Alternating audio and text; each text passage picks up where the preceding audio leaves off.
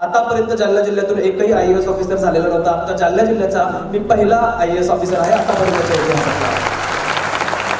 मराठी माध्यमातून UPSCची एक्झाम दिलेल्या वयाच्या 21व्या वर्षी पहिल्या प्रयत्नात पास झालेला आतापर्यंतच्या महाराष्ट्राच्या येत असलेला मी पहिला व्यक्ती आहे. हे देखील या यशाला दुसरं आहे. अशा बऱ्याचशा गोष्टी आहेत ज्या इथं सांगायच्या आहेत. काय याच्यातून आपल्याला काय बोध मिळतो, काय प्रेरणा मिळते, काय ऊर्जा मिळते. मला असं वाटतं की तुमच्या यशाचा किंवा अपयशाचा तुमच्या गरिबीशी किंवा श्रीमंतीशी संबंध नसतो. जर कोणी असं म्हणत असेल की तुम्हाला जर IAS व्हायचं असेल तर तुमचे आई वडील IAS असले पाहिजे किंवा तुमचे वडील गव्हर्नमेंट सिस्टीममध्ये व्हायला पाहिजे, असं काही नसतं. माझे वडील जे होते ते ऑटो रिक्षा ड्रायव्हर होते. माझी आई एक शेतमजूर आणि घरामध्ये काम करायची. माझे आई बाबा कुणीच शिकलेले नव्हते. आमच्या जनरेशनमधला माकड होता ना पहिला, त्या माकडापासून आतापर्यंत मी पहिला ग्रॅज्युएट आहे. त्यामुळे श्रीमंताचीच मुलं होतात किंवा कलेक्टरचीच मुलं कलेक्टर होतात असं काही नसतं. मराठी माध्यमातून देऊन करता येत नाही हे देखील साफ खोटं आहे. मी मराठी माध्यमातून ही परीक्षा दिलेली आहे.